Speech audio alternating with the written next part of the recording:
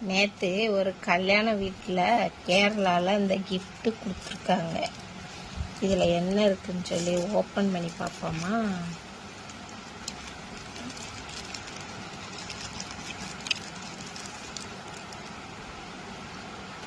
ഞാൻ നിന്നെ കൈവിടാതെ നിന്നോട് അരുളി ചെയ്തത് നിവർത്തിക്കും.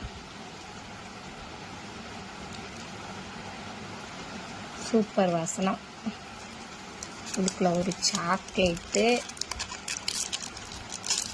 அப்புறம் கொஞ்சம் சீட்ஸ் எல்லாம் கொடுத்துருக்காங்க. சூப்பராக இருக்கு இந்த கிஃப்ட்.